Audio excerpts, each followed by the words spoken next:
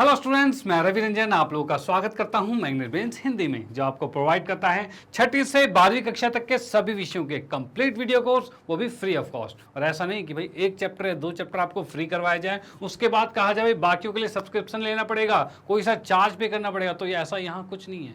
यहाँ आपको मिलने वाला है बेस्ट क्वालिटी कंटेंट, और वो भी पूरा कंप्लीट कंटेंट, और इसके लिए आपको कोई चार्ज भी नहीं पे करना। ओके, तो चलो भाई इसी के साथ करते हैं आज के सेशन को स्टार्ट। तो आज हम पढ़ने वाले हैं वास्तविक संख्या, जो कक्षा 10वीं का पहला पार्ट है, इसके मोस्ट इंपॉर्टेंट क्वेश्चन, और वो भी पार्ट 3। इससे पहले हम इसके दो पार्ट कंप्लीट कर चुके हैं, जिसमें हमने यूक्लिड डिवीजन एल्गोरिथम और लेमा जिसे कहते हैं प्रमेय जो है, इन दोनों चीजों को हमने कंप्लीट किया था। ठीक है, इन्हीं दोनों के आधार पर हमने मोस्ट इंपॉर्टेंट क्वेश्चन किए थे, जो कि आपके बोर्ड में पूछे जाते हैं। ठीक है, और अब आज हम करने वाले हैं, आज हम मोस्ट इंपॉर्टेंट क्वेश्चन में पार्ट 3 पर लेकर आए हैं, जिसमें हम एचसीएफ और एलसीएम के आधार पर क्वेश्चन देखेंगे कि भाई उसके आपस में रिलेशंस कैसे होते हैं और उसके आधार पर क्वेश्चन कैसे कैसे बनते हैं। डन, तो करते हैं आज के सेशन को स्टार्ट और देखते हैं भाई क्वेश्चन कैसे कैसे हैं।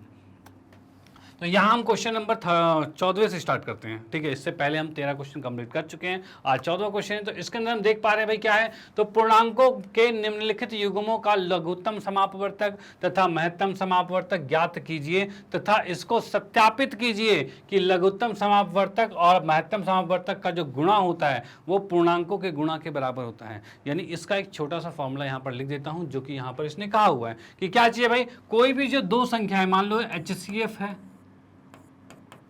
ए और बी का, ठीक है, और एलसीएम है ए और बी का, यानी कोई भी दो संख्या ए और बी है, मान लो ए और बी कोई दो संख्या है, उनका एचसीएफ और उनका एलसीएम अगर उन दोनों को गुना किया जाए तो वो बराबर होगा किसके, तो भाई उन दोनों संख्याओं के गुणा के बराबर होगा। पर यही एक फॉर्मूला है जो कि रिलेट कर रहा है, रिलेशन बता रहा है हमारे उन दो संख्याओं का और उन दोनों के एचसीएफ और एलसीएम का। और याद रखना, ये लागू होता है सिर्फ दो संख्या वाले नंबर पे, यानी कि ए और बी दो हैं। ठीक है, अगर तीन संख्याएं आती है तो उस कंडीशन पे ये लागू नहीं होता, ये सिर्फ दो वाले पे होता है, याद रखना। डन, तो यहां पर हमने देख लिया कि भाई ये एक फॉर्मूला है, और इसी फॉर्मूले को यहां पर लिखा हुआ है कि भाई लघुत्तम समापवर्तक और गुणे में महत्तम समापवर्तक, मतलब एलसीएम गुणे में एचसीएफ, और बराबर में पूर्णांकों का गुणनफल, मतलब जो दो पूर्णांक थे उनका गुणनफल, तो इनके बराबर होता है। इसको सत्यापित करना है, और नंबर्स हमारे पास ये दे रखे हैं। ठीक है भाई, तो पहला काम है इसका हमें एलसीएम निकालते हैं, फिर इसी का एचसीएफ निकालते हैं, और फिर चेक करते हैं क्या ये आ रहा है ऐसा। तो यहाँ पर सबसे पहले 26 की बात करते हैं। तो 26 के लिए क्या है, तो हम क्या करते हैं, पहले 26 के प्राइम फैक्टराइजेशन करते हैं, मतलब इसके प्राइम नंबर अलग अलग फैक्टर में गुणनखंड इसके ज्ञात कर लेते हैं। ठीक है, चलो भाई, अब इसको मैं करता हूं, तो 2 से भाग किया तो ये 13 आएगा, और 13 से क्या किया तो 1 आएगा। यानी मैं यहां पर कह सकता हूं फर्स्ट पार्ट के लिए 26 को लिख सकते हैं 2 गुने में 13 लिखा जा सकता है। चलो भाई ठीक है, 91 की बात करते हैं, तो इसको क्या लिखा जा सकता है, तो मैं 91 को अगर यहाँ बनाता हूँ तो यहाँ पर देख सकते हैं भाई 91 में इसको 7 से भाग करेंगे तो क्या होता है, 7 10 70, 7 3 21 होता है, मतलब 13 पे जा रहा है। तो यहाँ मैं कह सकता हूँ भाई 13 पे चला गया। ठीक है, और 13 पे किया तो 1 आ गया, यानी मैं कह सकता हूँ इसको हम कह सकते हैं कितना भाई, 7 गुने में 13 लिखा जा सकता है 91 को। चलो भाई ठीक है, अब इसमें देखेंगे भाई सबसे पहले इसका एचसीएफ क्या होगा, फिर एलसीएम क्या होगा, दो चीजें देख रहे हैं क्योंकि हमें फॉर्मूले में वही डालना है। अब मैं यहाँ पर बात करूँ कि सबसे पहले एलसीएम, ठीक है, जिसे कहते हैं लोएस्ट कॉमन फैक्टर, लघुत्तम समापवर्तक कहा जाता है। अब इसके लिए ये एलसीएम ज्ञात करने के लिए हम इस जो फैक्टराइजेशन है गुणनखंड हमारे पास, इसको देख के निकाल लेंगे। कैसे, तो भाई जो चीज जैसे 2 है तो 2 लिखा, ठीक है, 13 है तो 13 लिखा, चलो ठीक है, 7 है तो 7 लिखा, ठीक है। अब 13 तो पहले से ही आ गया था, इसमें 13 इसमें पहले से ही आ गया था। अगर 13 पहले से ही आ गया था तो दोबारा नहीं लिखना, जो चीजें डबल बार है उसे एक बार ही लिखनी है। डन, जो चीजें डबल बार है उसे एक बार ही लिखना है, और जो चीज नहीं है उसको पूरे को लिखो। ठीक है, यानी 2 लिख दिया, 7 लिख दिया, 13 डबल था तो उसको एक बार लिखा, तो ये इसका एलसीएम आ गया। अब बात करते हैं एचसीएफ की, तो एचसीएफ कैसे निकलेगा, एचसीएफ अगर निकाला जाए 26 और 91 का, तो इसमें देखा जाता है जो चीज कॉमन होती है, जो चीज सेम होती है इनमें, तो सेम क्या आ रहा है, तो 13 यहाँ पर, ये 13 सेम आ रहा है। ठीक है, ये सेम आ रहा है, तो यही सिर्फ इसका एचसीएफ होगा। तो यहाँ हम देख पा रहे हैं भाई इसका एलसीएम ये आ गया, एचसीएफ ये आ गया। डन, चलो भी ठीक है। अब इस फॉर्मूले के अंदर डालते हैं, क्या ये सत्यापित हो पा रहा है, क्योंकि क्वेश्चन में यही कहा था इसको सत्यापित करना है। तो हमने पहले एलसीएम निकाला, फिर एचसीएफ निकाला। अब फॉर्मूले में डालेंगे तो क्या हो रहा है भाई, एचसीएफ कितना है तो 13 है, ठीक है, एलसीएम कितना है तो 2 गुने 13 गुने 7 है, तो लिख दिया भाई 2 गुने 13 गुने में 7 है, बराबर में ए कितना है, तो पहली संख्या 26 थी और दूसरी संख्या 91 है। क्या ये दोनों बराबर हैं? भाई देखेंगे क्या ये दोनों बराबर हैं। तो भाई 26 के गुणनखंड क्या थे? तो 26 के गुणनखंड थे 2 गुने में 13 था, ठीक है। और 91 का क्या था? 7 गुने में 13 था, भाई यही था। भाई इसका गुणनखंड यही था। अब यहाँ पर लेफ्ट वाले की बात करें तो ये भी हमारे पास आ रहा है 13 गुने में 2 गुने में 13 गुने में 7, यही आ रहा है। क्या ये दोनों बराबर हैं? तो हम देखेंगे भाई 13 दो बार है, 13 दो बार है, बड़ी अच्छी बात है। 2 है, 2 भी है, 7 है, 7 भी है, मतलब एग्जैक्ट सेम है। और ये सेम हो रहा है, इसका मतलब हम कह सकते हैं LHS लेफ्ट हैंड साइड जो है वो राइट हैंड साइड के बराबर हो गई है, और ये यहाँ पर सत्यापित हो चुका है, ठीक है। ये फॉर्मूला हमारा सत्यापित हो चुका है। तो यहाँ पर आपको पता होना चाहिए कि भाई एलसीएम कैसे निकालते हैं, एचसीएफ कैसे निकालते हैं, और जरूरी नहीं जो हमने पहले किया था, जो हमने यूक्लिड डिवीजन एल्गोरिथम में किया था, जिस तरह से हमने भाग कर करके किया था, तो जरूरी नहीं वैसा करते हैं। आप इसको गुणनखंड के विधि से भी कर सकते हैं। गुणनखंड के विधि से बता दिया है कि भाई 26 के गुणनखंड निकाला, 91 का निकाला। एलसीएम निकालना है तो जो सेम है उसको एक बार, और जो नहीं है उसको पूरा लिखना है। एचसीएफ में क्या है, जो चीज सेम है उसको बस लिख दो, बात खत्म, और बाकी को लिखने की जरूरत नहीं है। ओके, तो यहाँ पर हम देख पा रहे हैं कि एलसीएम एचसीएफ निकाल दिया, उसको हमने इस फॉर्मूले में सत्यापित भी कर दिया, इससे आपको ये फॉर्मूला भी पता चल गया। डन, तो आप इसका स्क्रीनशॉट ले सकते हो। फिर हम आते हैं नेक्स्ट क्वेश्चन पे। ओके चलो, हाँ जी, तो अगले क्वेश्चन की बात करें तो यहाँ में देखा अभाज्य गुणनखंड द्वारा निम्नलिखित पूर्णांकों का लघुत्तम समापवर्तक तथा महत्तम समापवर्तक निकालना है। मतलब यहाँ पर जो हमें दे रखी संख्या, इसके हमें गुणनखंड देखने हैं और उसके आधार पर बताना है इसका एलसीएम और एचसीएफ क्या होगा। तो यहाँ पर देखो, सबसे पहले हम फर्स्ट वाले पर आते हैं। फर्स्ट की बात करें तो 40 के गुणनखंड निकालेंगे तो क्या होगा। तो 40 के गुणनखंड की बात करें तो यहाँ पर मैंने 40 लिखा, 2 से किया तो 20 आएगा, 2 से किया तो 10 आएगा, 2 से किया तो 5 आएगा, और 5 से किया तो 1 आएगा। यानी 40 के गुणनखंड क्या हो सकता है, 3 बार तो 2 है, मतलब 2 की घात 3 आएगा, और गुने में 5 आ रहा है। भाई यही आ रहा है 40 का। चलो ये बहुत बढ़िया। उसके बाद 36 है, 36 की बात करते हैं तो 36 को कैसे निकाला जाएगा। तो 36 की बात करेंगे यहाँ पर, तो 36 लिखा, 2 से किया तो ये 18 आएगा, 2 से किया तो 9 आएगा, 3 से किया तो 3 आएगा, और 3 से किया तो 1 आएगा। यानी इसका क्या आ रहा है गुणनखंड, तो इसका आ रहा है भाई 2 की घात 2 आ रहा है, और गुने में 3 की घात 2 आ रहा है। भाई ये चीज आ रहा है। चलो भाई बहुत बढ़िया। तीसरे की बात करें, 126 लिखा हुआ है, इसको क्या करें तो 126 मैंने यहाँ पर लिखा। 2 से किया तो कितना आ रहा है, 63 आ रहा है। 3 से किया तो कितना आ रहा है, 3 दूनी 6, 3 एकम 3 आ रहा है। फिर 3 से किया, 3 सत्ते 21 आ रहा है, और 7 से किया तो ये 1 आ गया। यानी इसको मैं कह सकता हूँ क्या आ रहा है, 2 की घात 1 है, 3 की घात 2 है, और 7 है, ठीक है। और नहीं है घात तो 1 की घात होगी। चलो भाई बहुत बढ़िया, ये चीज आ गया हमारे पास। अब यहाँ पर निकालना है भाई एलसीएम और एचसीएफ निकालना है। डन, तो पहले आते हैं एलसीएम पे, ठीक है। एलसीएम पे आते हैं। तो एलसीएम की बात करें तो सबसे पहले क्या देखना है, सबसे पहले देखना है कि क्या क्या चीजें, चलो एक और दूसरा तरीका बताता हूं मैं। दूसरे तरीके में क्या है भाई, यहाँ पर क्या क्या चीजें यूज हुई है, 2 हुआ है, 5 हुआ है, 2 हुआ है, 3 हुआ है, 2 हुआ है, 7 हुआ है, मतलब 2 3 7 ये टोटल नंबर्स हैं जो यहाँ पर यूज हुए हैं, ठीक है। क्या इसके पास 3 है तो नहीं है, तो मैं 3 फिर भी लिख देता हूँ, 3 की घात 0। क्या लिख सकता हूँ, क्योंकि किसी की भी घात 0 होती है वो 1 होता है, तो 1 से गुना करोगे तो कोई फर्क नहीं पड़ेगा। इधर की बात करें, इसमें 7 है तो नहीं है, तो भाई 7 की घात 0 लिख सकता हूँ। इधर भी 7 नहीं था तो इसमें 7 की घात 0 लिख सकते थे, ठीक है भाई। और इधर 5 नहीं है तो 5 की घात 0 लिख सकते हैं। और यहाँ पर क्या है, यहाँ पर क्या नहीं है भाई, यहाँ पर आपके पास 2 है, 3 है, 5 7 है, और 5 नहीं है, 5 की घात 0 लिख दिया, ये लिख दिया हमने, ठीक है। ये हो गया। अब देखो इसके एलसीएम की बात करूं तो एलसीएम क्या होता है, तो एलसीएम का मतलब ये होता है जो सबसे बड़ी घात है, तीनों में चेक करो, जो सबसे बड़ी घात है उसको लिख दो बस। यहाँ पे क्या क्या बड़ी घात है, तो बड़ी घात की बात करें 2 की घात 3 है तो 2 की घात 3 लिख दिया। 5 की घात बड़े में क्या है, तो बड़े में देखो 5 की घात कितनी है, 1 है, तो 5 की घात 1 लिख दिया। अब 3 की घात बड़े में कितनी है, तो बड़े में देख रहे हो 3 की घात 2 है, तो हमने लिख दिया 3 की घात 2, ठीक है। और 7 की घात बड़े में कितना है, तो 1 है, तो 7 लिख दिया। ये इसका एलसीएम आ गया, ठीक है। ये यहाँ पर आपको चेक करना है कि सबसे बड़ी घात कौन सी है। ओके, अब देखो इसी में क्या है, अगर आप ये 0 नहीं लिखना चाहते हैं, 0 नहीं लिखना चाहते, ये मैंने जस्ट आपको समझाने के लिए बताया, क्योंकि आप कंपेयर कैसे करोगे। कंपेयर करने के लिए आपको मैंने कहा कि सबसे बड़ी घात 3 के लिए, ना बोलोगे सर इसमें 3 है ही नहीं, तो मैंने 3 दिखाया वहाँ पे कि 3 की घात 0 है। नहीं का मतलब 3 की घात 0 है, तो जो संख्या नहीं होती उसमें घात 0 होता है। तो वही चीज़ मैं अगर इसको मिटा दूँ, ये जो 0 वाली चीज़ है इसको मिटा दूँ, तब भी आप ये चीज़ कर सकते हो, क्योंकि इतना टाइम हमारे पास नहीं होता कि इसको लिख लिख के बताया जाए। आप लिख लिख के क्वेश्चन पेपर में समझा सको, इतना जरूर टाइम नहीं होता। तो आप बस इसको देख के आंसर लिख दो, यही चीजें ये होती है। तो इसमें अब देखिएगा 2 की घात सबसे बड़ी कौन सी है, 3, तो 3 लिख दिया। 5 की घात सबसे बड़ी कितनी, इन दोनों में नहीं है, कोई फर्क नहीं पड़ता, इसमें है ना, तो वो 5 लिख दिया हमने एक, ठीक है। उसके बाद देखा भाई 3 की घात सबसे बड़ी कितनी है, 2, तो 3 की घात 2 लिख दिया। 7 की घात सबसे बड़ी कितनी है, तो 1 है, बाकी में नहीं है, कोई फर्क नहीं पड़ता, वो लिख दिया। तो ये इसका एलसीएम आ गया। यानी अब आपको समझ में आ गया होगा, जैसे आपके पास गुणनखंड आ जाते हैं सामने तो उससे डायरेक्टली हम एलसीएम लिख सकते हैं। ओके, अब बात करते हैं एचसीएफ की।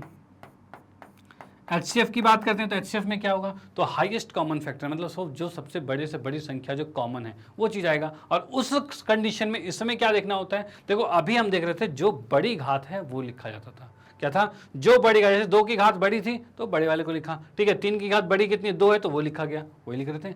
अब लिखेंगे छोटे से छोटी घात वाली, तो छोटे छोटे घात की बात करें तो 2 तो तीनों में है, तो इसमें सबसे छोटा 2 कौन सा है, तो भाई 2 की घात 1 है, तो मैंने इसको लिखा 2 की घात 1 लिख दिया। चलो भाई ठीक है। 3 की बात करें तो 3 सबसे छोटा कौन सा है इसमें, तो भाई इसके अंदर 3 की घात 0 था, वो छोटा था, यानी कि 3 की घात 0 छोटा है, 3 की घात 0 का मतलब तो 1 ही होगा, तो वो लिखने की जरूरत ही नहीं है। तो आपको जस्ट देखना है तीनों में कॉमन क्या है, तो कॉमन क्या आ रहा है, तो 2 कॉमन आ रहा है, उसमें भी छोटी घात तो 1 है, तो सिर्फ 2 ही सिर्फ आ गया। क्योंकि बाकियों के साथ कंपेयर करोगे ना, 3 के साथ करोगे तो 3 की घात 0 आ जाएगा छोटे में, 5 करोगे तो 5 की घात 0 आ जाएगा छोटे में, 7 करोगे तो 7 की घात 0 आ जाएगा छोटे में, तो उसको लिखने की जरूरत ही नहीं है। तो आपको सिर्फ वही देखना है, यानी कि अब आपको सीधे इसको देख के डायरेक्टली निकालना है क्या, कि भाई यहां पर आपको देखना है क्या, कि भाई जो चीज कॉमन है, कॉमन क्या है, 2 कॉमन है। अब 2 कॉमन है तो उसमें सबसे छोटी घात कितनी है, तो 1 है, तो वही इसका एचसीएफ आ गया। तो हमने यहां पर देख लिया एलसीएम निकल गया और एचसीएफ निकल गया। ओके, तो यहां पर हमें क्या करना था, अभाज्य गुणनखंड द्वारा निम्नलिखित पूर्णांकों के लघुत्तम समापवर्तक और महत्तम समापवर्तक ज्ञात करने थे। लघुत्तम ये निकल गया, महत्तम ये निकल गया, इसको हम पूरा कैलकुलेट कर लेते हैं, जोड़ लेते हैं, मतलब गुना कर लेते हैं, भाई आंसर कितना आएगा, क्योंकि एग्जैक्ट आंसर ही लिखना पड़ेगा इसमें। तो हम इसमें क्या करते हैं भाई, 2 दूनी 4 दूनी 8, 8 पंचे 40, 40 को 7 चौक 28, 280 आ जाएगा, गुने में 3 तिया 9 आ जाएगा। इसको मैंने गुना किया तो 9 8 72 का 2 हासिल 7, 9 दूनी 18 और 18 और 7 25 होता है, ठीक है भाई, ये आ गया, यानी 2520 तो इसका एलसीएम आ गया। और एचसीएफ कितना आ गया, 2 आ गया। ये दोनों कंडीशंस आ चुके हैं, डन। तो आप इसका स्क्रीनशॉट ले सकते हो। फिर हम आते हैं नेक्स्ट क्वेश्चन पे, मतलब नेक्स्ट पार्ट पे। ओके चलो, हाँ जी, तो सेकंड पार्ट की बात करें तो सेकंड पार्ट के अंदर क्या चीज़ है, तो यहाँ पर हमें 84, 90 और 120 दिख रहा है, तो मैंने 84 लिखा, फिर 90 लिखा और 120 लिखा। भाई ये 3 क्वेश्चन हम करेंगे ना, जब भाई एक क्वेश्चन तो कर लिया, बाकी 2 और करेंगे, तो ये चीज़ें का बिल्कुल करें ना, बिल्कुल दिमाग में सेट हो जाएगा, ठीक है, कि कैसे हम फटाफट से निकाल लें आंसर।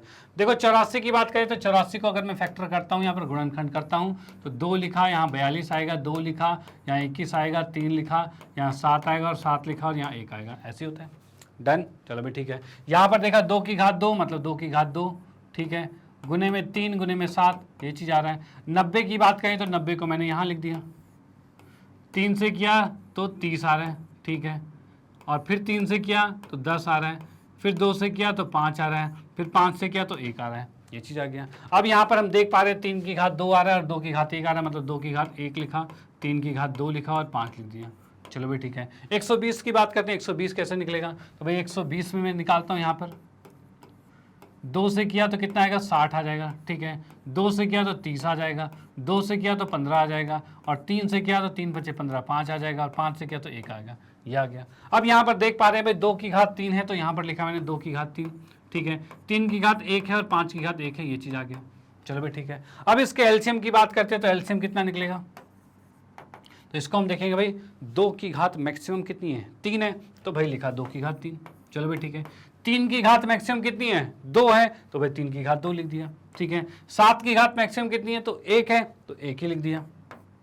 5 की घात मैक्सिमम कितनी है, तो 1 है, तो 5 ही लिख दिया, कोई दिक्कत वाली बात नहीं। अब ये चीज़ आपका एलसीएम आ गया है और यही एलसीएम है इसका। अब एचसीएफ की बात करें तो एचसीएफ में क्या होगा, तो एचसीएफ में देखेंगे कॉमन चीज़ क्या है, कॉमन क्या रहा है, तो भाई सब में 2 भी है और सब में 3 भी है, 7 और 5 तो नहीं है सब में, तो उसको छोड़ दो। भाई 2 और 3 की बात है, 2 और 3 में देखेंगे 2 में सबसे छोटी पावर कौन सी है, सबसे छोटी घात 1 है, तो हमने इसको लिखा 2, ठीक है। 3 में सबसे छोटी घात कितनी है, 1 है, तो भाई 1 लिख दिया, तो ये इसका एचसीएफ आ गया। यानी एलसीएम की बात करें, इसको मैं सॉल्व करता हूँ तो 2 दूनी 4 दूनी 8, 8 और 9 8 72, 72 को 5 से गुना करेंगे तो कितना आएगा 360, और 7 को गुना करेंगे 360 से, ठीक है, यहाँ पर देखा ये 6 आ रहा है, 3 दूनी 6, इसका HCF आ रहा है 7 को 360 से गुना करेंगे तो कितना आ रहा है भाई, 7 6 42 का 2 हासिल 4, 7 3 21 और 21 4 25, 25 आ गया। ठीक है, 2520 इसका आ चुका है और नीचे 6 आ चुका है, यानी हमने देख लिया सेकंड वाले का जो एलसीएम आया है वो 2520 आया है और एचसीएफ जो आया वो 6 आया, और ये दोनों इसके आंसर है। डन। तो यहां से हमने देख लिया भाई, इसको देखकर हम डायरेक्टली कैसे एलसीएम और एचसीएफ निकाल सकते हैं। डन। तो इसका स्क्रीनशॉट लीजिए और हम आते हैं नेक्स्ट वाले पार्ट पे, और अगले पार्ट में देखते हैं वो भी फटाफट कैसे होगा। तीसरे पार्ट की बात करते हैं तो यहां हमें दे रखा है 24, 15 और 36 ये चीजें। 24 की बात करें तो कैसे निकलेगा भाई 24 को, तो 24 को हम देख सकते हैं भाई कैसे आएगा। भाई यहाँ लिखा 24, 2 से किया तो ये 12 आएगा, 2 से किया तो 6 आएगा, 2 से किया तो 3 आएगा और 3 से किया तो 1 आएगा, ये आ गया। यानी इसमें देख सकते हैं 2 की घात 3 आ गया और 3 आ गया। 15 की बात करें तो 5 थी या 15, 3 और 5 यही आएगा बस, तो बस यही लिख देते हैं भाई, 3 और 5 लिख दिया, कोई दिक्कत नहीं।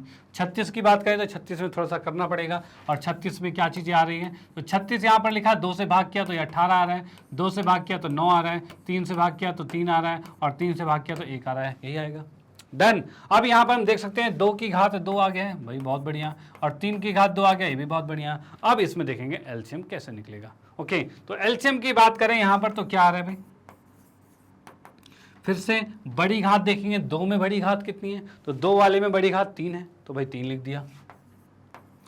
3 वाले में बड़ी घात कितनी है, तो 3 का वर्ग लिखा हुआ है तो 3 का वर्ग लिख दिया। 5 में घट बड़ी घात कितनी है, तो सिर्फ 5 एक ही जगह है तो सिर्फ 5 लिख दिया, और ये इसका एलसीएम आ गया। डन। अब एचसीएफ की बात करते हैं।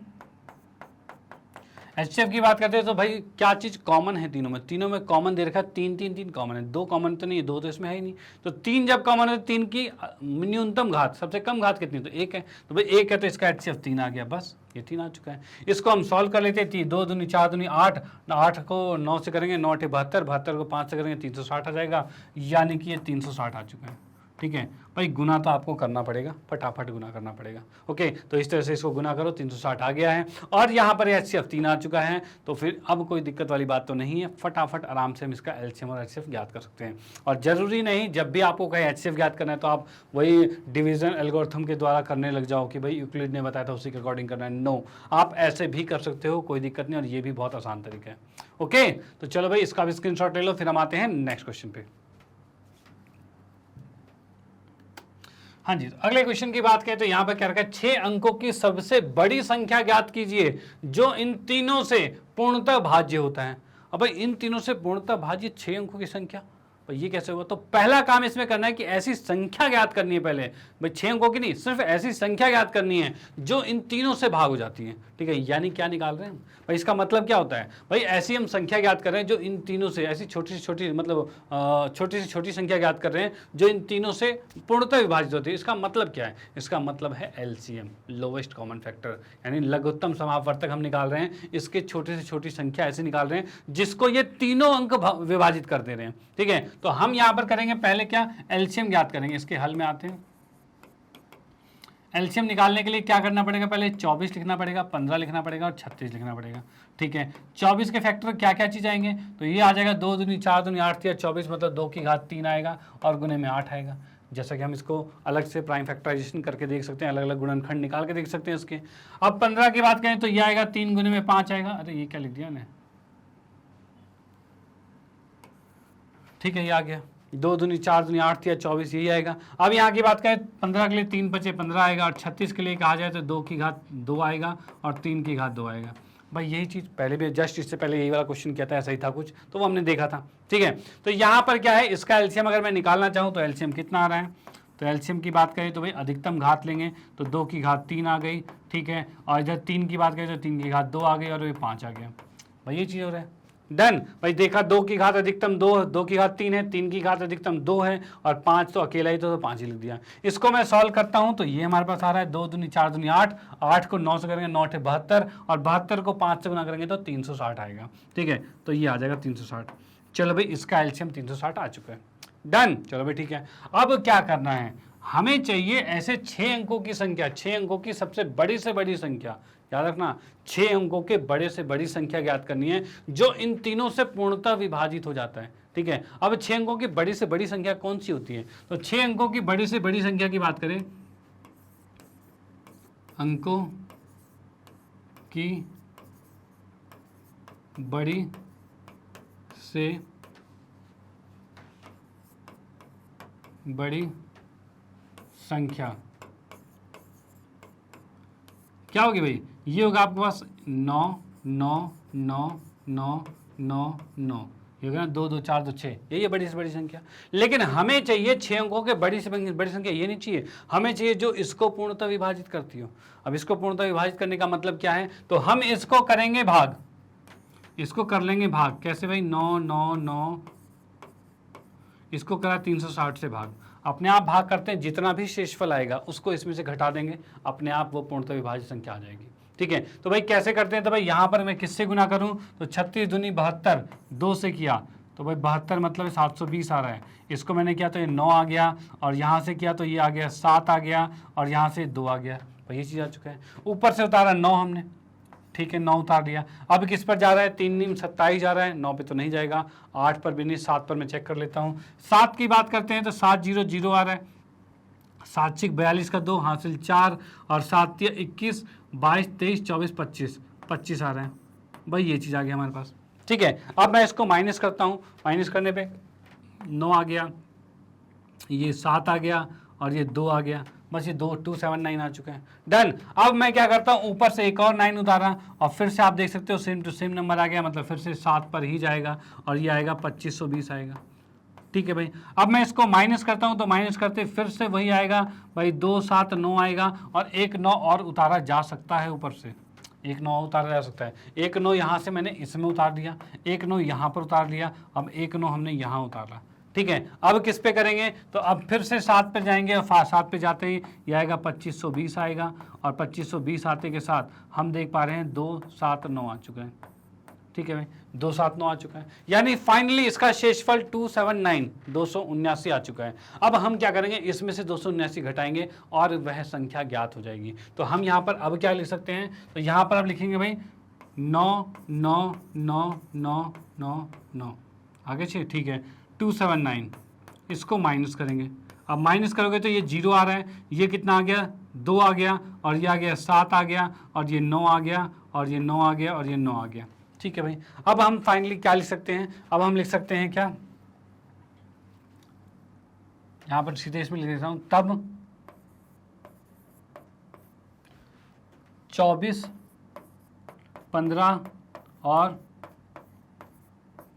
36 से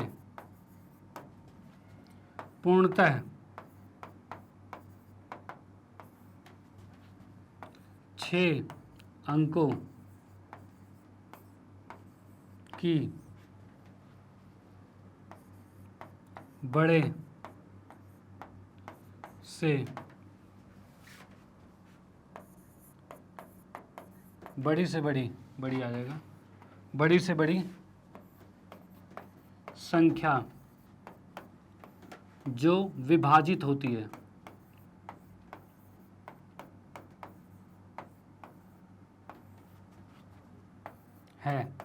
वह कितना है भाई? ये 9 9 9 और 7 2 0, यानी मैं कह सकता हूँ 9 9 9 7 2 0 है। डन। तो ये क्वेश्चन यहाँ पर समाप्त होता है। ओके, ये क्वेश्चन यहाँ पर समाप्त होता है कि भाई ये संख्या जो है वो इन तीनों संख्या से पूर्णतः विभाजित हो रही है और 6 अंकों वाली संख्या है। तो यहाँ आपको एक चीज ध्यान रखना है। क्या ध्यान रखना है भाई? कि भाई कोई भी संख्या जब हम पूर्णतः विभाजित करते हैं, विभाजित होनी चाहिए, तो उसके लिए क्या करेंगे? जितना शेषफल अगर बच रहा है उसको उस संख्या में से घटा दो, पूर्णतः विभाजित हो जाएगा। ठीक है, तो वही चीज हमने यहाँ पर किया और ये आंसर हमारे पास आ चुका है। तो यहाँ पर आप क्या कर सकते हैं, ये इसको नोट कर सकते हैं, इसका स्क्रीनशॉट ले सकते हैं। इसमें करना क्या है, पहले ये चीज़ आपने एलसीएम निकाला, उसके बाद आपको लिखना है भाई ये 6 अंकों वाली संख्या लिख दी है, और उसके बाद ये चीज़ आपको रफ में करनी है। ये चीज़ जो है रफ में करनी है, मैं इसको मिटा देता हूँ, इसको चीज़ों को रफ में करना था आपको। और ये चीज़ आपने लिखी 6 अंकों की सबसे बड़ी से बड़ी संख्या ये है, और पूर्णतः विभाजित करने वाली संख्या ये आ गई है। डन। तो ये आपका आंसर कंप्लीट होता है। उसके बाद हम आते हैं नेक्स्ट क्वेश्चन पे। ओके, चलो ओके तो आते हैं नेक्स्ट क्वेश्चन पे। तो अगला क्वेश्चन हमारे पास 17वां क्वेश्चन है और इसमें क्या कह रहा है भाई, कह रहा है भाई एक आयत है, एक आयताकार बरामदा है, मतलब एक बरामदा है जो कि आयताकार है और उस आयताकार में क्या कर रखा है भाई, इतनी तो लंबाई है, इतनी चौड़ाई है और इतनी क्या है भाई, ये 18 मीटर और 72 सेंटीमीटर लंबी है और 13 मीटर और 20 सेंटीमीटर लंबा क्या है, चौड़ाई क्या है, इसकी चौड़ाई है। ठीक है भाई, इतनी लेंथ की चौड़ाई है, इतनी इसकी लंबाई है। चलो बहुत बढ़िया। अब इसने कहा है इसमें समान विमाओं वाले वर्गाकार टाइल लगाने हैं, मतलब इतना बड़ा बरामदा आपको दे रखा है, बरामदे की आपको लंबाई चौड़ाई दे रखी है। अब आपको बताना है उसके अंदर टाइल लगानी है। तो भाई टाइल के लिए क्या कहा गया है भाई, इसमें समान विमाओं वाले वर्गाकार, कैसे भाई, वर्गाकार टाइल। भाई टाइल कैसे लगाने, वर्गाकार, मतलब ऐसे टाइल लगाने हैं जिसकी लंबाई और चौड़ाई बराबर है। डन। तो भाई ऐसे टाइल लगाने हैं। इस प्रकार के टाइलों की न्यूनतम संख्या ज्ञात कीजिए, मतलब कम से कम कितनी संख्या हो सकती है वर्गाकार टाइल की, जो कि इस पूरे क्षेत्रफल को घेर ले, मतलब पूरे में टाइल लग जाए। ठीक है, तो उसके लिए क्या करना पड़ेगा, तो उसके लिए हम यहाँ पर क्या करेंगे, तो सबसे पहले इसका HCF निकालेंगे। क्यों भाई, क्योंकि हमें जब वर्गाकार मतलब कि एक टुकड़ा है और वो टुकड़ा पूरे में फिट हो जाना चाहिए। फिट होने का मतलब हम इसका HCF निकालेंगे और HCF एक ऐसी संख्या आएगी, ऐसा एक शेप आएगा, ऐसा आकार आएगा जिसको जोड़ जोड़ कर, यानी जिसको जोड़ जोड़ कर, यानी कि जो इन दोनों का पूर्णतः विभाजित हो रहा होगा, इन दोनों को पूरी तरह से विभाजित कर रहा होगा, तो इसलिए इसका HCF निकालना पड़ेगा। तो भाई HCF निकालने के लिए क्या होगा, तो सबसे पहले हल में आते हैं। इसमें देखेंगे भाई बरामदे की लंबाई की बात करें तो बरामदे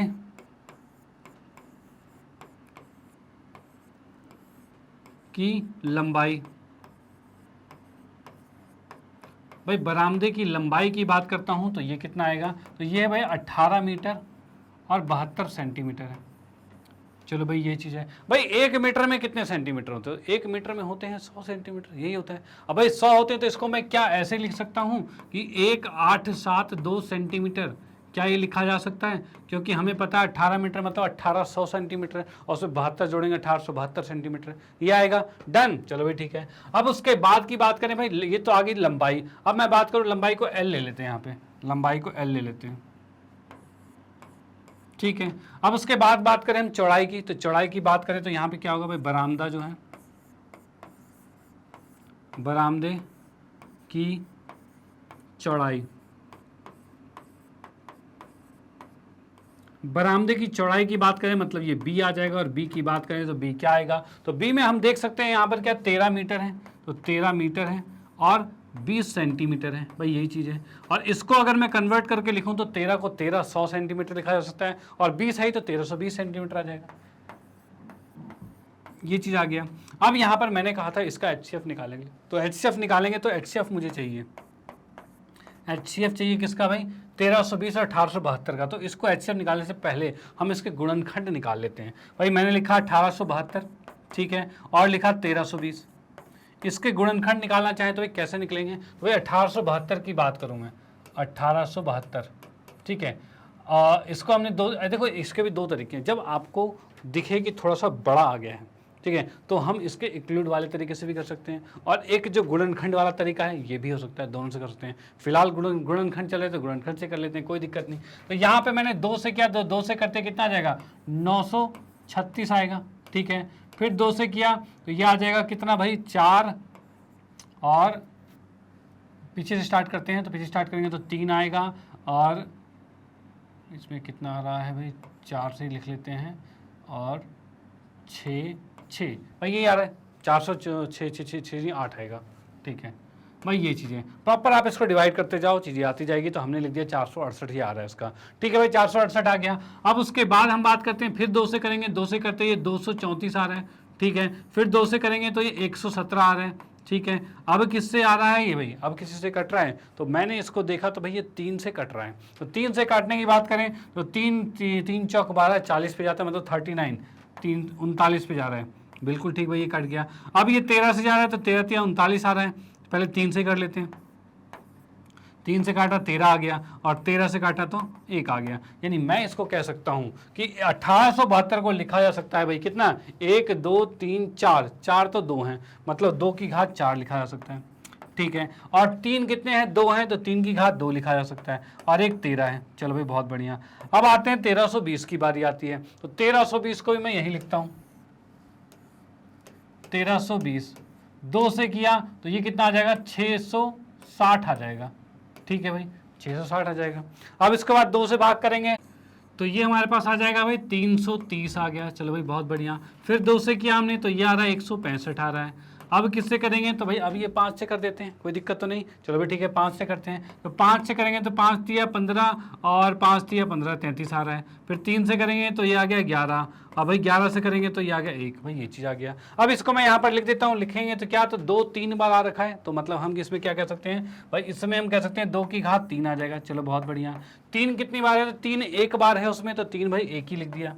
ठीक है, और गुने में 11 है। भाई यही चीज़ है यहाँ पर। अब यहाँ पर हमें निकालना है इसका HCF, यानी हम करेंगे भाई HCF 1872 का और साथ में 1320 का। भाई HCF कैसे निकालने बताया था मैंने आपको, तो ये कैसे होता है, तो इसमें देखेंगे जो चीज़ सेम है, जो चीज़ सेम है उसमें कम घात वाले को लिख दो। भाई 2 सेम है तो 2 में कम घात कितना है, 3 है, तो 2 की घात 3 लिख दिया। ठीक है, उसके बाद 3 सेम दिख रहा है तो 3 की घात 1 कम वाला है तो 3 की घात 1 लिख दिया। अब इसमें हम देख सकते हैं 2 की घात क्या, 3 क्या होता है, 2 दूनी 4 दूनी 8 होता है, 8 होता है, 8 तिया 24, यानी हम कह सकते हैं इसका HCF जो आ गया वो 24 आ गया। यानी हम कह सकते हैं इनकी जो भुजाएं थी उनका HCF जो आ गया 24 आ गया। यानी जो टाइल आएगा ना, जो वर्गाकार टाइल आएगा, उस टाइल में जो एक टाइल होगी उसकी जो भुजा होगी वो 24 की होगी। ठीक है, ये तो हमने ज्ञात कर लिया। लेकिन क्वेश्चन में क्या भुजा निकालने के लिए कहा था, तो नहीं, इसमें कहा था इस प्रकार की टाइलों की न्यूनतम संख्या, मतलब 24 सेंटीमीटर वाला जो वर्ग वाला जो टाइल है उसको वैसे कितने टाइल लगेंगे इस पूरे को, मतलब इस पूरे एरिया को कवर करने के लिए। ठीक है, तो उसके लिए क्या करना पड़ेगा, तो उसके लिए हम भाग करेंगे। और भाग कैसे करेंगे, तो यहाँ पर आते हैं इसमें, 1 मिनट। तो जैसा कि हमें पता है क्षेत्रफल भाई बरामदे या फिर सीधे लिखते हैं टाइलों की संख्या,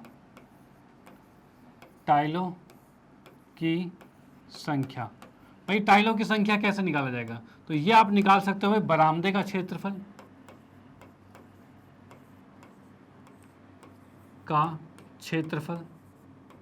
ठीक है, और बटे में वर्गाकार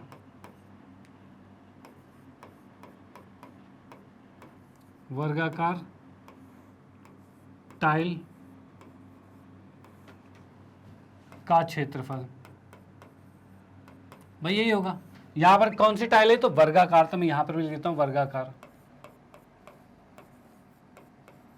ठीक है भाई, वर्गाकार टाइलों का क्षेत्र, टाइलों की जो संख्या वो कैसे निकालेंगे, बरामदे का क्षेत्रफल और बटे में वर्गाकार टाइल का क्षेत्रफल। अब देखो बरामदे का क्षेत्रफल क्या है, तो भाई उसकी लंबाई थी 1872 और चौड़ाई थी 1360, 1360 ही थी ना भाई, 1320 है, 1320 है। ठीक है भाई, 1320 आ रही है। ठीक है, अब नीचे वर्गाकार टाइल जो था उसका क्षेत्रफल क्या होगा, तो क्षेत्रफल की बात करें तो भाई उसकी भुजा 24 थी, तो 24 गुना 24 ही तो आएगा, तभी तो उसका क्षेत्रफल निकाल पाओगे। भाई जो टाइल हमारे पास है उसकी भुजाएं जो आई थी, वर्गाकार टाइल थी, वो 24 आई थी, लेकिन नीचे तो उसका क्षेत्रफल लिखना है, तो क्षेत्रफल क्या होता है, 24 गुना 24 होता है। अब इसको हम काटेंगे, भाई कैसे कटेगा, तो भाई काटने की बात करें तो यहाँ से मैं 12 दूनी 24 करता हूँ और ये 12 को 11 से गुना करेंगे तो ये आएगा। चलो भाई ठीक है। अब और इसके अंदर क्या करें भाई, इसको मैं 12 से करता हूँ, 12 दूनी 24 और इसको कर सकते हैं कितना पे कटेगा, ये आ जाएगा हमारा 12 एकम 12 और बचा कितना 67 बचा है, और 12 चौक 48, 12 पंचे 60, 12 पंचे 60 आ गया और बचा 7, 12 छिक 72, 6 आ गया। ठीक है भाई, ये चीज़ आ चुका है। अब इसमें हम देख सकते हैं 2 दूनी 4 है और 4 से इसको अगर मैं काटता हूँ तो कितने में होगा, 4 चौक 16 हो रहा है, 39 पे जा रहा है, यानी मैं यहाँ पे देख पा रहा हूँ 39 गुने में 110 आ रहा है। और इसको जब गुना करेंगे तो कितना आएगा, तो भाई गुना करेंगे तो ये आएगा 39 और 39 आएगा, यानी कि 9, 9 3 12 का 2 हासिल 1 4, ये आ रहा है भाई, ये चीज़ हमारे पास आ रहा है। यानी कि हम कह सकते हैं ये आ रहा है 4290।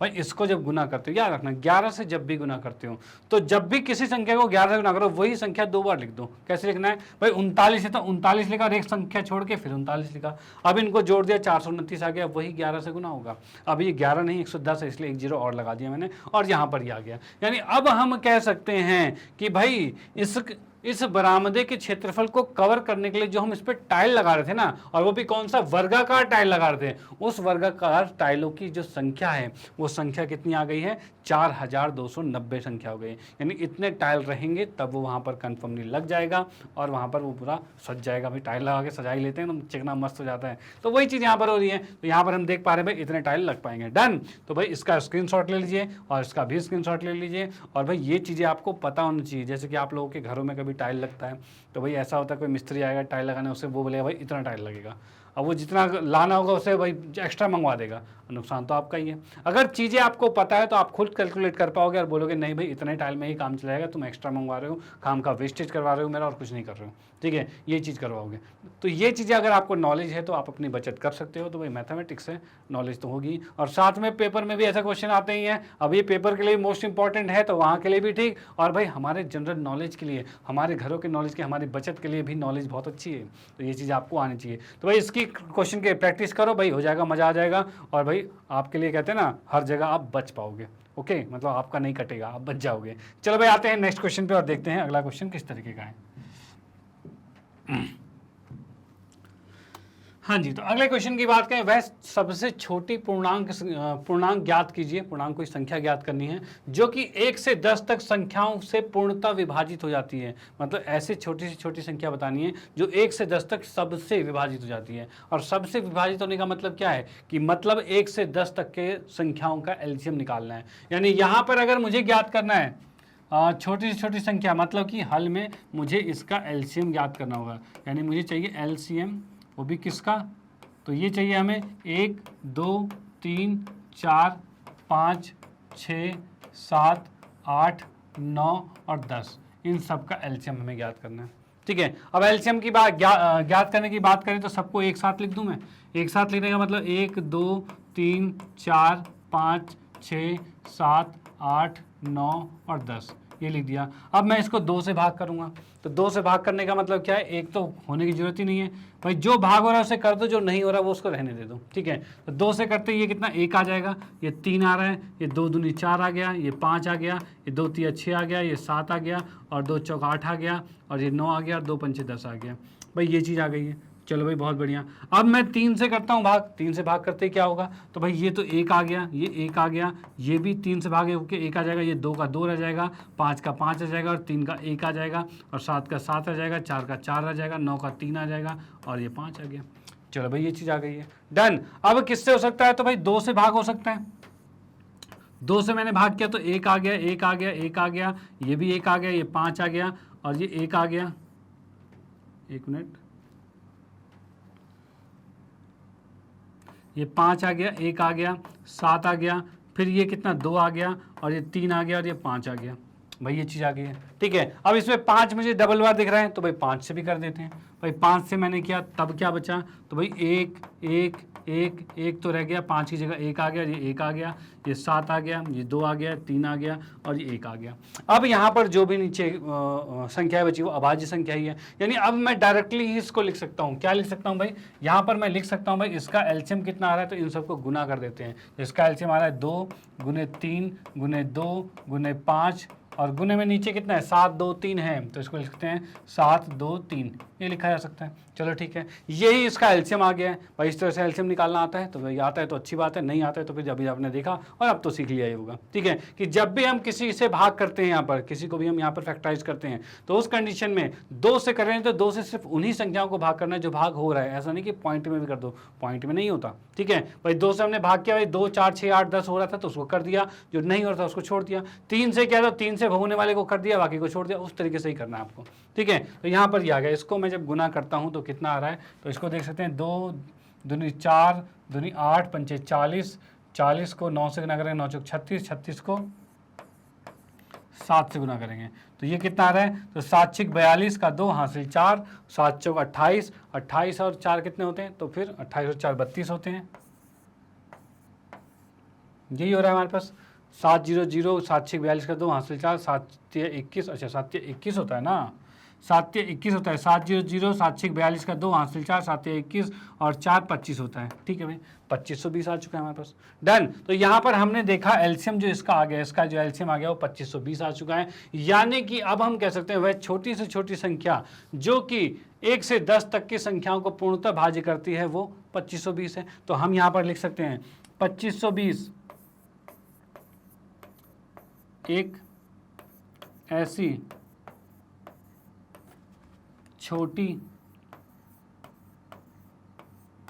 से छोटी संख्या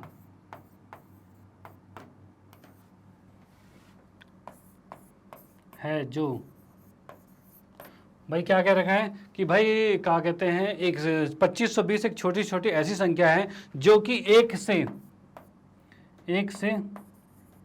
10 तक, इसको ब्रैकेट बिना ब्रैकेट के लिख लेते हैं, 1 से 10 तक की सभी संख्या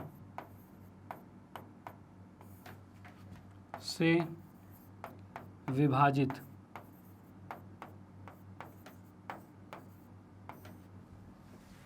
हो जाती है।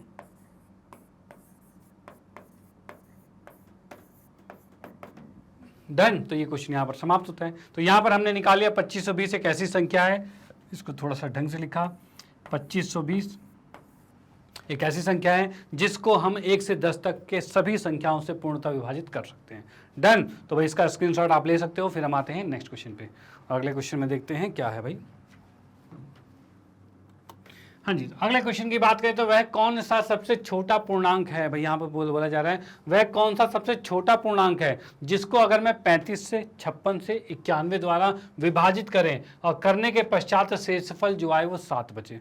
मतलब ऐसा कौन सा छोटी छोटी संख्या है जिसको हम इन तीनों से विभाजित करें, ठीक है, और शेषफल 7 है। तो इसके लिए क्या करना पड़ेगा, इसके लिए पहले इस तीनों का एलसीएम निकालना पड़ेगा। इन तीनों का अगर आपने एलसीएम निकाल लिया है तो उस कंडीशन से उसमें से 7 को घटा देना और आ जाएगा आंसर। तो यहां पर हमें क्या करना है इसके हल में, भाई हमें चाहिए एलसीएम, और वो भी किसका, तो एलसीएम चाहिए हमें 35, 56 और 91 का। भाई इसका एलसीएम चाहिए, तो भाई एलसीएम मैं निकाल लेता हूँ इसका। तो एलसीएम निकालने के लिए 3 है, तो तीनों को एक साथ लिखा मैंने, 35, 56 और 91। भाई ये भी एक तरीका है, तीनों को एक साथ लिखो और सीधे डायरेक्ट एक बार में आंसर निकालो। ठीक है, तो यहाँ पर अगर मैं करता हूँ तो किससे हो रहा है, तो भाई सबसे पहले हम 5 से करते हैं। तो 5 सत्ते 35 हो रहा है, और 56 नहीं भाग हो रहा, 5 से 91 नहीं हो रहा भाग। ठीक है, 7 से करेंगे तो 7 एकम 7 हो रहा है, और 7 के पहाड़ में 56 आता है, तो 7 6 42, 7 8 56, 7 8 56 होता है, तो 8 पे आ रहा है। चलो ठीक है, और ये 7 के पहाड़े में आता है, तो 7 दें 70 और 7 या 21, बिल्कुल 13 पे जा रहा है, तो भाई 13 पे आ गया। ठीक है, अब हम इसमें देख सकते हैं भाई किससे, 2 से करेंगे तो ये कितना आ गया, 4 और 13 आ गया, और 2 से करेंगे तो ये 1, 2 और 13 आ गया। ठीक है, ये चीज आ रहा है। अब नीचे दोनों क्या है, प्राइम नंबर आ रहा है, अभाज्य संख्या है, तो सीधे इसको लिख दो, गुना कर दो और वही आंसर होगा। यानी हम यहाँ पर कह सकते हैं क्या आ रहा है भाई, एलसीएम इसका जो आ रहा है वो 5 × 7 × 2 2 2, 3 बार 2 है, मतलब 2 की घात 3 हो जाएगा, और गुने में 13। भाई ये इसका एलसीएम आ रहा है। डन। इसको अगर मैं गुना करता हूँ तो कितना, 7 × 5 = 35, 35 को अगर मैं 8 से गुना करता हूँ, यानी 35 × 8 × 13। ठीक है भाई, 8 × 5 = 40, और 8 × 3 = 24, और 24 और 4 कितना होता है, तो 24 28 हो गया। चलो भाई ठीक है, अब यहाँ पर बात करेंगे 13 है, 13 के साथ में गुना हो जाएगा, कोई दिक्कत नहीं है। अब 13 को जब मैं इससे गुना करता हूँ तब कितना आएगा, तो 13 को गुना किया तो 13 0 0 आ रहा है। चलो भाई बहुत बढ़िया। अब 13 को 8 से गुना करके 13 8 104, यही होता है। चलो भाई बहुत बढ़िया, 13 का पहाड़ा आता है तो भाई 4 आ गया, हासिल 10, और 13 को जब मैंने 2 से गुना किया 13 दूनी 26 होता है, और हासिल 10 आया था, और 10 में अगर मैं 26 जोड़ता हूँ तो 36 आ रहा है। चलो भाई ठीक है, ये आ गया एलसीएम इन दोनों का। लेकिन क्वेश्चन में क्या एलसीएम निकालना था, तो क्वेश्चन में कह रहा है वह कौन सा सबसे छोटा पूर्णांक है जिससे इन तीनों को द्वारा विभाजित करने के पश्चात शेषफल चाहता है। भाई इसको अगर विभाजित करोगे ना तो तीनों कंप्लीटली पूरा अच्छी तरह से विभाजित हो जाएगा और शेषफल 0 आएगा। लेकिन हमें वह संख्या बतानी है जिसमें 7 शेषफल आए, तो उसके लिए क्या करना पड़ेगा, तो इसमें 7 जोड़ दो, आ जाएगा। तो यहां पर हम कह सकते हैं 3647 ऐसी संख्या है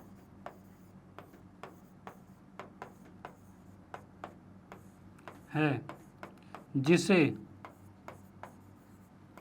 कौन सी तीन संख्या है? 35, 56, 91। 35, 56 तथा 91 से विभाजित करने पर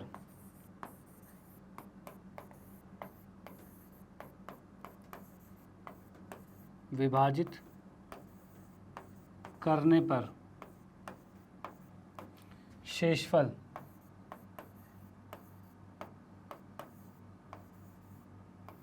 7 आएगा।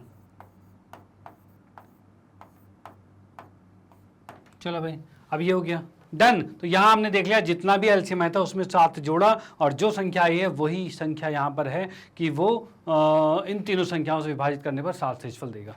डन। तो यहाँ पर ये क्वेश्चन समाप्त होता है, इसका स्क्रीनशॉट ले लीजिए और आते हैं हम नेक्स्ट क्वेश्चन पे। ओके चलो, हाँ जी, अगले क्वेश्चन की बात करें तो 3 व्यक्ति एक साथ प्रातःकालीन भ्रमण पर निकलते हैं। भाई सुबह मॉर्निंग वॉक पर निकल गए 3 बंदे, चलो अच्छी बात है। इनके कदमों का नाप जो है वो क्रमशः कितना है? 80 है, 85 और 90 है। यानी एक पर्सन जो कदम लेता है, पहला कदम वो 80 सेंटीमीटर का लेता है, दूसरा बंदा थोड़ा सा बड़ा कदम लेता है तो 85 लेता है, तीसरा उससे भी बड़ा कदम लेता है तो वो 90 सेंटीमीटर का लेता है। चलो भाई ठीक है, तीनों के कदम नाप लिए गए हैं। अब ये कह रहा है ज्ञात कीजिए कि कितनी न्यूनतम दूरी प्रत्येक के चलने के लिए आवश्यक है ताकि वह उस दूरी को पूर्ण कदमों में तय कर सके। मतलब ऐसी न्यूनतम दूरी बतानी है कि जितना ये चलते हैं तो तीनों के कदम क्या होंगे, वो एग्जैक्ट उसी पर पड़े। एग्जैक्ट उसी पर पड़ने का मतलब ये नहीं कि कोई आधा कदम ले रहा है, कोई पौना कदम ले रहा है, नो, मतलब बिल्कुल वहीं पर वहीं जा रहे हैं। ठीक है, यानी कि वो 80 के पहाड़ में भी आ रहा हूँ, 85 में भी आ रहा हूँ और 90 में भी आ रहा हूँ, यानी कि इन तीनों का एलसीएम निकालना है हमें। तो यहाँ पर हम क्या करेंगे, इसके हल में हमें इसका एलसीएम निकालना है। तो हम लिखेंगे भाई एलसीएम, वो भी किसका निकालना है? 80, 85 और 90 का, इन तीनों का एलसीएम हमें निकालना है। तो इसको मैं यहाँ पर लिखता हूँ अलग से और इसका एलसीएम फटाफट से निकाल देते हैं, जो कि हमारे पास आ रहा है 80, 85 और 90। भाई 5 से किया तो कितने रुपए आ रहे हैं? तो ये आ जाएगा 16 पंचे 80, 17 पंचे 80, 85 और 18 ये आ रहा है। ठीक है, अब 2 से मैंने विभाजित किया तो ये आ रहा है भाई कितना? 8 आ रहा है, ये 17 आ रहा है और ये कितना आ रहा है? 9 आ रहा है। चलो भाई ठीक है, अब किससे हो रहा है? तो भाई यहाँ पर हम देख सकते हैं भाई ये 8 है, 9 है। अब देखो ये क्या है, ये अकेला 2 से विभाजित हो रहा है 9 से, तो हम डायरेक्टली भी गुना कर देंगे ना तब भी आंसर आएगा। या फिर आप अगर इसका फैक्टराइजेशन भी करते हो तो ये कितना आएगा? 2 आएगा, सॉरी 4 आएगा, ये 17 और ये 9 आ रहा है। ठीक है, यानी इसी को हमें क्या करता हूँ, डायरेक्टली ही लिख देता हूँ क्योंकि फिर लेंथी होगा, खाम का लेंथी होगा, कोई दिक्कत वैसे मतलब कि टाइम बर्बाद वाली बात है, टाइम बर्बाद हमें करना नहीं है। तो हमें क्या कर दिख रहा है? यहाँ पे 5 दिख रहा है, 2 दिख रहा है और 8 है। 8 को हम क्या 2 की घात 3 लिख सकते हैं? तो बिल्कुल। फिर 17 है और 9 को क्या 3 की घात 2 लिख सकते हैं? तो ये आएगा। भाई यही है भाई, गुना तो हमें सेम ही करना है, 8 करके गुना करना है, ऐसी कोई बात नहीं है। तो भाई अब इसको गुना कर लेंगे, जस्ट गुना करेंगे तो क्या होगा? 5 दूनी 10, 10 को 8 से क्या तो 80 और 80 को 9 से क्या तो 9 8 72, 720 आ रहा है। यानी कि मैं देख पा रहा हूँ 720 गुने में 17 आ रहा है। चलो भाई ये भी ठीक है। अब इसको हम गुना कर देंगे, यहाँ पर ये गुना करेंगे और वही एलसीएम यहाँ पर आ जाएगा। तो यहाँ मैं देख पा रहा हूँ, तो 17 को 0 से क्या तो 0 आ गया, 17 दूनी 34, 34 का 4 हासिल 3 चला गया। ठीक है, और 17 को 7 से गुना करेंगे तो कितना आएगा? 7 दें 70, 7 49, मतलब कि ये हमारे पास आ रहा है 7 4 11, 119 हो रहा है। 119 में 3 जोड़ेंगे तो कितना हो रहा है? 122 हो रहा है। भाई ये चीज़ हमारे पास आ गया। डन भाई, इसको पूरे को गुना किया, हमारे पास ये आ गया है। अब हम क्या करेंगे इसको, ये किस में आ रहा है? ये भाई सेंटीमीटर में आ रहा है। भैया बहुत ज़्यादा आ रहा है सेंटीमीटर में, क्या हम इसे मीटर में कन्वर्ट कर सकते हैं? तो भाई बिल्कुल कर सकते हैं। तो हम यहाँ पर मीटर में कन्वर्ट करने के लिए क्या हो जाएगा? तो भाई 100 से भाग करना पड़ेगा, यानी 122 तो मीटर होगा और 40 सेंटीमीटर होगा, ऐसा भी लिख सकते हैं इसको। ठीक है, इसको कह सकते हैं 122 मीटर और 40 सेंटीमीटर आ रहा है। यानी कि ये तीनों जब चल रहे थे ना, अगर इन्होंने 122 मीटर 40 सेंटीमीटर कवर किया ना, और उस टाइम पे इतना कवर करने पे ये एक न्यूनतम दूरी है जहां पर इन तीनों के कदम एग्जैक्ट पड़ रहे हैं, यानी वो बिल्कुल एग्जैक्ट वहां पर कंप्लीटली पड़ रहे हैं। इसका 80 सेंटीमीटर के हिसाब से और 85 सेंटीमीटर के हिसाब से बिल्कुल वहां पहुंच रहे हैं। ओके, तो यहाँ पर ये क्वेश्चन समाप्त होता है। यानी मैं इसके लास्ट में स्टेटमेंट भी आपको लिखना होगा थोड़ा सा, कि भाई इसमें स्टेटमेंट हम लिख देंगे 122 मीटर तथा 40 सेंटीमीटर दूरी पर तीनों व्यक्ति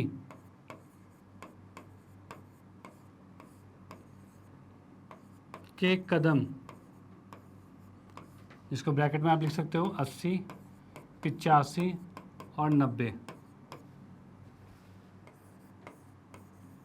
ये क्या क्या रखा है, तीनों व्यक्ति के कदम पूर्णतः कदम जो है तय कर रहे हैं, तो जिसमें लिखेंगे कदम की दूरी पूर्ण कदमों में तय किया है।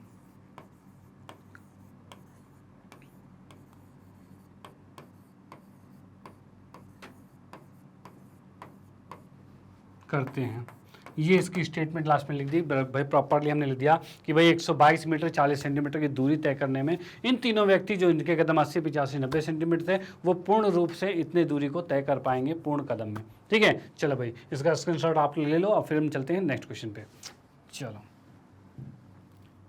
हाँ जी, तो अगले क्वेश्चन की बात करें तो वह संख्या ज्ञात कीजिए जो कि 11,000, क्या लिखा है ये भाई 1,10,000 है, 1,10,000 से छोटा हो परंतु 1,00,000 से बड़ा हो और इन तीनों द्वारा पूर्णतः विभाजित हो। मतलब इसने कहा है कि इन तीनों द्वारा पूर्णतः विभाजित होना चाहिए और वो नंबर हमें ज्ञात कीजिए कि जो इन दोनों के बीच में लाई करें और इन तीनों से पूर्णतः विभाजित हो। तो पहले तो हमें एक छोटी से छोटी संख्या ज्ञात करनी है जो इन तीनों को पूर्णतः विभाजित करता है, तो उसके लिए हम इसका एलसीएम निकालना पड़ेगा। तो हम यहाँ पर हल में आते हैं। हमने देखा भाई एलसीएम निकालना है किसका, 8 का, 15 का और 21 का। भाई इसका एलसीएम निकालना है। ठीक है भाई, अब इसके एलसीएम के लिए क्या होगा, तो हम यहाँ पर कह सकते हैं भाई यहाँ पर हमारे पास है 8, 15 और 21 है। भाई मैंने इसको क्या किया, तो इसको कर सकते हैं भाई 2 से। चलो इसके हम डायरेक्टली फैक्टराइजेशन से करते हैं, वो भी ज़्यादा इजी होगा। तो भाई 8 को हम लिख सकते हैं 2 की घात 3, 15 को लिख सकते हैं 2 गुने में 3 और 21 को लिख सकते हैं 7 गुने में 3। भाई ये चीज़ हो सकता है। एलसीएम की बात करें तो एलसीएम क्या आएगा इसका, तो एलसीएम में देख सकते हो 2 की घात मैक्सिमम कितनी है 3, तो 2 की घात 3 लिख दिया। ठीक है, अब उसका 3 की घात मैक्सिमम कितनी है, तो 3 की घात तो 1 है, तो 3 का 3 ही लिख दिया। ठीक है, अब उसके बाद और क्या है, 7 की घात कितनी है, तो 1 ही है, तो 7 का 7 लिख दिया। चलो भाई ठीक है, अब इसको गुना कर देंगे तो कितना हो जाएगा, 2 दूनी 4 दूनी 8 या 24, 24 को गुना करेंगे 7 से तो कितना आ जाएगा, 7 चौक 28 का 8 हासिल 2, 7 दूनी 14 और 14 और 2 16 हो जाएगा। ठीक है, ये हो रहा है भाई। 7 चौक 28 का 8 हासिल 2 आ गया और 7 दूनी 14 है, 14 में कितना जोड़ेंगे भाई, हासिल तो 2 ही था तो उसको जोड़ा 16 आ गया, यानी 167 आ चुका है, यानी इसका एलसीएम आ गया 168 आ गया। ठीक है भाई, अब इसने कहा है हमें 168 नहीं चाहिए, हमें वो संख्या चाहिए जो इन दोनों के बीच में लाई करता हूँ। ठीक है, और वो भी कौन से, वह संख्या ज्ञात की जो इन इससे छोटी है और इससे बड़ी हो। ठीक है, ये हमें ज्ञात करना है। तो भाई ये ज्ञात करना है तो इसका पहाड़ा पढ़ना शुरू करो। पहाड़ा पढ़ना कैसे करो, तो पहाड़ा पढ़ना यहाँ 1,00,000 तक तो जाओगे नहीं, तो हम क्या करेंगे, इसके बीच में कोई भी संख्या क्या करेंगे, हम 1,10,000 से इसको भाग कर देते हैं। भाग करने का मतलब मैंने ऐसे भाग किया 1 2 3 4 और यहाँ पे 168 से भाग किया। भाई इसको भाग करेंगे तो कितने पर जाएगा, तो भाई 168 को वैसे भाग किया जाए तो भाई बड़ा मुश्किल हो रहा है, तो कोई बात नहीं हम देख लेते हैं, फिर भी कोई दिक्कत वाली बात नहीं है। इसको 6 से 7 से करके देखते हैं। 7 से अगर मैं करता हूँ तो कितना हो जाएगा, 7 × 2 56 आ रहा है। ठीक है, हासिल 5, 7 6 42, 42 और 5 42 5 47 का 7 हासिल 4 और 7 × 7 4 11, 1176 मतलब ज़्यादा हो रहा है, यानी कम करना पड़ेगा मुझे, 6 से ही भाग करना पड़ेगा। ठीक है, कोई नहीं 6 से कर लेते हैं, कोई दिक्कत वाली बात नहीं है।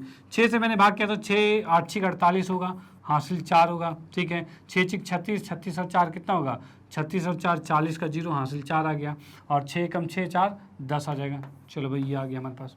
ओके, अब मैं इसको माइनस करता हूँ, माइनस करते ही हमारे पास क्या आ रहा है, तो भाई इसमें मैंने देखा तो ये आ रहा है भाई 92 आ रहा है। ठीक है भाई 92 आ रहा है। ऊपर से हमने 0 को भी उतारा, 0 को उतार लिया। अब देखते हैं किस पर जाएगा ये, तो यहाँ पर 6 की जगह 5 से लेके जाते हैं। 5 से अगर लेके जाएंगे तो ये कितना आएगा, तो ये आ जाएगा 830 आ गया। ठीक है भाई 830 नहीं 840 आ गया। ठीक है भाई 840 आ गया। अब भाई 840 आ गया तो इसको मैंने माइनस किया, माइनस करते हम देख पा रहे हैं यहाँ पर 80 आ रहा है और ऊपर से 1 0 है तो 1 0 और उतार दिया। चलो भाई ये भी ठीक है। अब 1 0 और उतारा तो यहाँ से मैंने देखा भाई 1 0 और उतारने पे अब किससे हम भाग कर सकते हैं, तो यहाँ से ये जाएगा भाई, पहले 5 पे गया तो अब 4 पे जाना पड़ेगा क्योंकि 840 से भी छोटा है। तो भाई क्या, तो 8 चौक 32 का 2 हासिल 3 और 6 चौक 24, 25 26 27 का 7 हासिल 2। ठीक है, और 4 × 4 तो 6, ये आ गया 672 आ गया। ओके, अब मैं इसको जब माइनस करता हूँ तो माइनस करते ही क्या आ रहा है यहाँ पर, तो यहाँ पर हम देख पा रहे हैं ये 8 आ रहा है और ये 2 आ रहा है और यहाँ पर ये 1 आ रहा है, 128 आ रहा है। यानी कि यहाँ क्या हो रहा है, इसको पूर्णतः विभाजित नहीं कर पा रहा है, जैसे कर रहे हैं तो 128 ये एक्स्ट्रा आ रहा है। यानी कि अगर पूर्णतः विभाजित करना है तो इसमें से 128 को घटाना पड़ेगा। तो यहाँ पे आंसर हमारे पास आएगा एक, मैं साइड में माइनस कर देता हूँ, उसके अकॉर्डिंग फिर लिख देंगे 1,10,000 है, इसमें से 128 को माइनस करना पड़ेगा और ये आ रहा है हमारे पास कितना, तो 10 में से 8 गया तो 2 बचेगा, 9 में से देखो एक हासिल लेंगे, एक हासिल लेंगे तो ये 10, 10 में से 8 गया 2, ये बचा 9, 9 में से 2 गया तो 7 बचा, 9 में से 1 गया तो 8 बचा, 9 का 9 आ गया और 1 आ गया और 1 आ गया, यानी कितना आ रहा है हमारा, सॉरी 1 नहीं आया, 0 आ गया था। ठीक है, यानी हमारे पास कितना आ गया 109872। अब यहाँ पर कह सकते हैं 109872 संख्या जो 8, 15 तथा 12 से पूर्णतः विभाजित होगा। भाई ऐसा नहीं कि यही एक संख्या, और भी संख्या आ सकती है इसकी। भाई इसमें क्या क्या, वह संख्या ज्ञात कीजिए जो कि इनके बीच में आती हो। ठीक है, इन दोनों के बीच में आती है तो इन दोनों के बीच की ये संख्या तो मैंने बता दी, लेकिन और भी संख्या आ सकती है। कैसे भाई, इन्हीं के बीच में 128 और घटाते जाओ और वो 1 लाख से इसके बीच में बहुत सी संख्या आ जाएगी, कम से कम 5 संख्या तो जरूर आएगी। ठीक है, तो 5 से 6 संख्या तक आ जाएगी जो इनके बीच में आ सकती है। हमने किसी एक संख्या को लिख दिया और वही इसका आंसर हो गया, तो ऐसा नहीं कि ये गलत है। आप क्या कर सकते हो, इसमें कोई भी आंसर लिख सकते हो। इसमें जस्ट पूछा इसके बीच में कौन सा आएगा तो वो हमने यहाँ पर लिख दिया। ओके, बाकी ये रहेगा कि अगर MCQs आते हैं तो उसमें आपको देखना पड़ेगा कि भाई कौन सा वाला है, उसमें आपको चारों चेक करने पड़ेंगे। फिलहाल MCQ नहीं है, फिलहाल डिस्क्रिप्टिव है, तो इसमें आप डायरेक्टली आंसर ऐसे निकालोगे। ओके, तो यहाँ पर ये आंसर ये खत्म होता है, इसका स्क्रीनशॉट लीजिए। फिर हम आते हैं नेक्स्ट क्वेश्चन पे। ओके चलो, हाँ जी, तो अगले क्वेश्चन की बात करें, वह छोटे से छोटे पूर्णांक ज्ञात कीजिए जिसको 28 और 32 तथा 32 द्वारा विभाजन के पश्चात शेषफल 8 और 12 हो। भाई इसमें ये कहा है कि इन दोनों से अगर हम किसी संख्या को भाग करते हैं, छोटी छोटी संख्या, तो फिर क्या हो रहा है भाई, उस संख्या से शेषफल जो है वो 8 और 12 आना चाहिए। ठीक है, एक तो हम कह सकते हैं भाई पूर्णतः विभाजित तो निकाल सकते हैं, लेकिन 8 और 12 शेषफल कैसे निकालेंगे। ठीक है भाई, ये कैसे निकालेंगे, तो भाई इसको मैं करके देखता हूँ। भाई पहले हम क्या करते हैं, पहले इसका एलसीएम निकाल लेते हैं। तो एलसीएम पहले निकालेंगे तो कैसे होगा, इसमें आते हैं हल में, LCM किसका निकालना है, 28 और 32 का। चलो भाई ठीक है, 28 और 32 का एलसीएम निकालते हैं। अब 28 और 32 की बात करते हैं तो क्या आएगा, तो यहाँ लिखा मैंने 28 और यहाँ लिखा 32। ठीक है, 4 से मैंने भाग किया, 4 7 28, 4 8 32। ठीक है भाई, अब यहाँ से हमने क्या, किससे होगा, 2 से होगा तो 7 और 4 आएगा, 2 से होगा तो 7 और 2 आएगा, और 2 से होगा तो 7 और 1 आएगा, और 7 से होगा तो 1 और 1 आएगा, यही चीज़ होगा। ठीक है, इसको मैं देख पा रहा हूँ तो क्या हो रहा है भाई, 4 से हमने कर दिया था, 4 का मतलब 2 का वर्ग ही होता है यहाँ पे।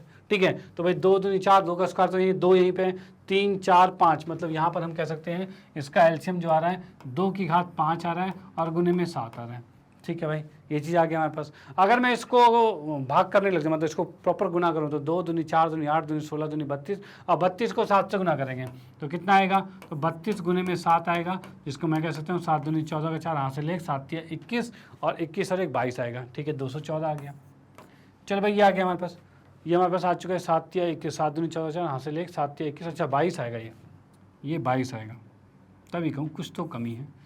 ठीक है भाई, यहाँ पर हमने क्या किया, 7 दूनी 14 का 4 हासिल 1, और 7 या 21 और 1 22, डन। तो ये आ चुका है। अब देखो, ये तो वो संख्या है, ये तो वो संख्या है जिसको ये दोनों पूर्णतः विभाजित कर रहे हैं। ठीक है भाई, अब इसने क्या कहा है, वह छोटे से छोटा पूर्णांक ज्ञात कीजिए जिसको 28 और 32 से विभाजन के पश्चात, मतलब इन दोनों से जब विभाजित करेंगे तो उसके पश्चात शेषफल 8 और 12 है। भाई शेषफल 8 और 12 ये चाहिए हमें। ठीक है, तो क्या करें, तो भाई आप कहोगे सर इसमें 8 जोड़ दो और इसमें 12 जोड़ दो, 2 अलग अलग संख्या आ जाएगी, वो आंसर हो जाएगा। भाई इसमें 8 जोड़ेंगे तो ये 232 हो जाएगा, 12 जोड़ेंगे 236 हो जाएगा।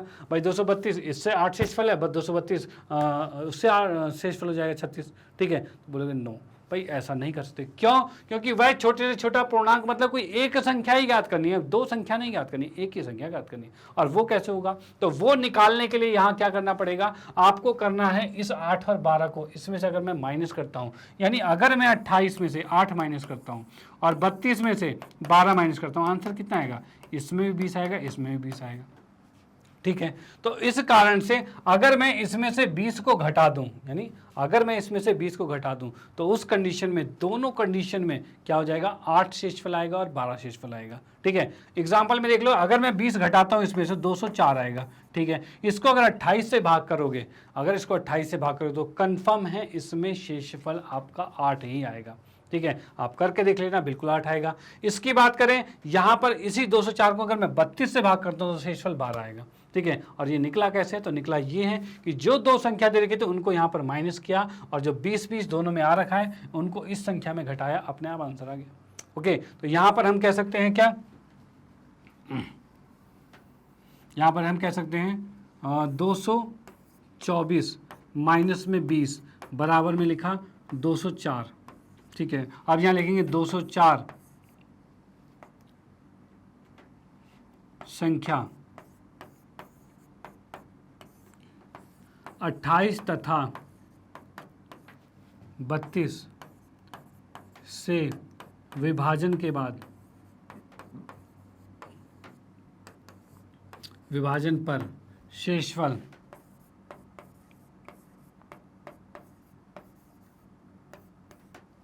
204 संख्या 28 तथा 32 से विभाजन के बाद शेषफल जो है वो कितना ज्ञात कर रहे हैं। तो शेषफल शेषफल हमें कितना प्राप्त हो रहा है, तो प्राप्त हो रहा है हमारे पास शेषफल 8 तथा 12 प्राप्त हो रहा है।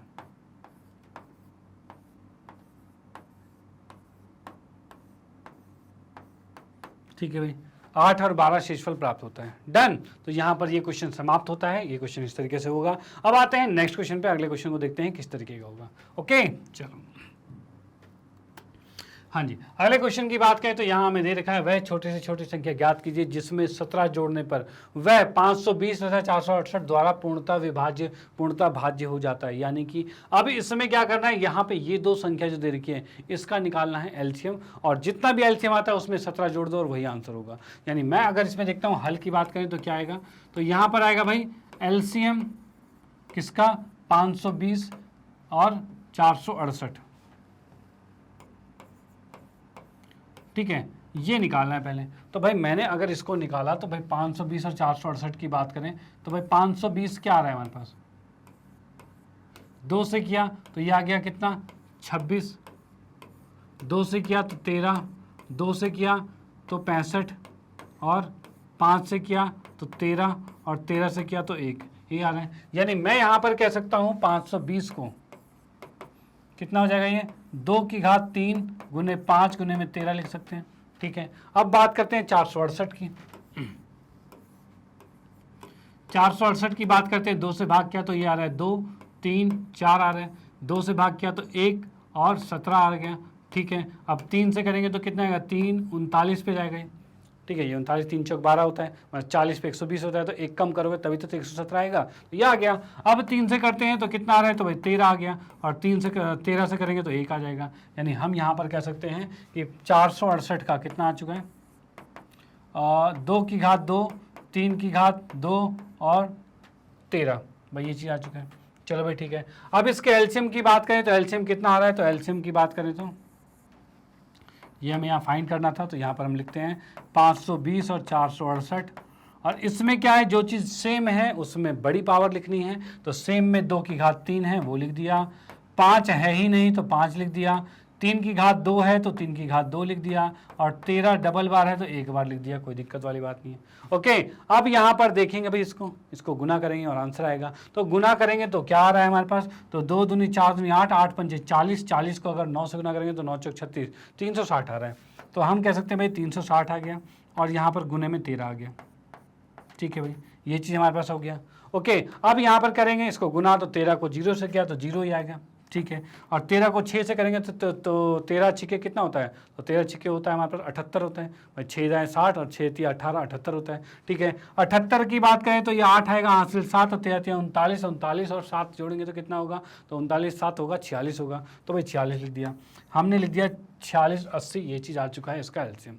चलो भाई आ गया। अब हमें क्या चाहिए, हमें चाहिए वह छोटी से छोटी संख्या ज्ञात कीजिए जिसमें 17 जोड़ने पर इन दोनों से पूर्णतः विभाजित होता है, यानी कि वह संख्या इससे कम है, तभी तो आपने उसमें 17 जोड़ा तब जाके ये संख्या आई है। तो भाई वह संख्या कौन सी आएगी? तो उस संख्या की बात करें 468, सॉरी माइनस में 17, इसको अगर मैं माइनस करता हूँ, ये तो माइनस हम इधर ही कर लेते हैं भाई, 480 सॉरी 4680 है, इसमें से 17 में माइनस करता हूँ, तो 17 माइनस करते ये आ रहा है 46 और ये आ जाएगा 6 3 हो जाएगा, 46 से 63 हो जाएगा, 17 माइनस करोगे तो यही आएगा। ठीक है, तो यहाँ हमने जब 17 माइनस किया तो ये आ गया, तो हम यहाँ पर कह सकते हैं कि 46 63 जो है 46 63 ऐसी संख्या है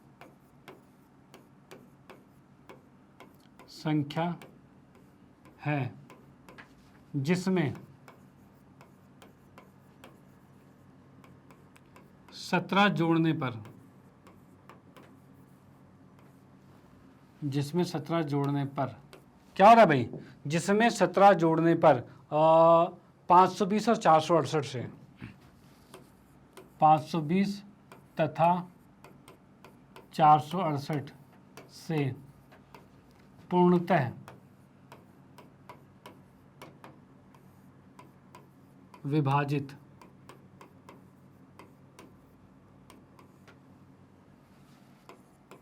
हो जाएगा।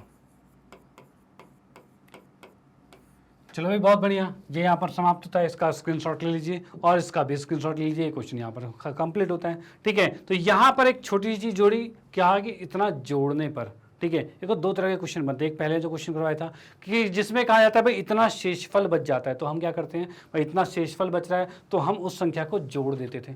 ठीक है, मतलब जो भी हमारा एलसीएम आता था उसमें संख्या जोड़ देते थे, तो वो संख्या हो जाती थी जिसको हम इससे भाग करने पर हमारा शेषफल आता था। ठीक है, कि भाई 13 आ रहा है, 8 आ रहा है, जो भी आ रहा है। ठीक है, और यहाँ पर क्या चीज़ है, यहाँ पर क्या है, इतने जोड़ने पर वो संख्या बनी है तो हमें इससे घटाना पड़ेगा, तभी ये वो संख्या बन गई है जिसमें 17 जोड़ने पर इन दोनों से पूर्णतः विभाजित हो रहा है। ओके, तो ये याद रखना कहाँ घटाना है और कहाँ जोड़ना है। ओके, तो आप इसका स्क्रीनशॉट ले सकते हो, इसका भी स्क्रीनशॉट ले सकते हो, और ये क्वेश्चन यहाँ पर समाप्त होता है। फिर हम आते हैं नेक्स्ट क्वेश्चन पे। चलो भाई,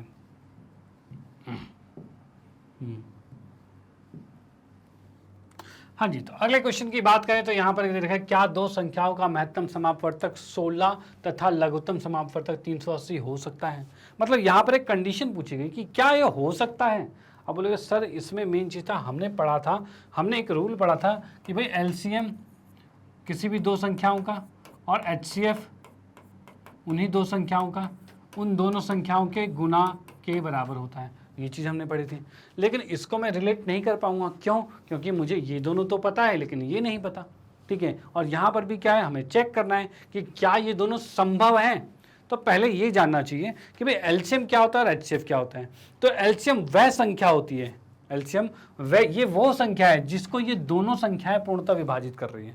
ठीक है, यानी कि बात करें कि मैंने कर दिया भाई 12 और 8 लिख दिया, भाई इसका एलसीएम क्या होगा, तो इसका एलसीएम 24 होता है। तो इसका एलसीएम 24 का मतलब क्या है, ये जो मैंने एलसीएम 24 लिखा, इसका मतलब क्या है कि 24 एक वैसी वो संख्या है जिसको ये दोनों पूर्णतः विभाजित कर देते हैं।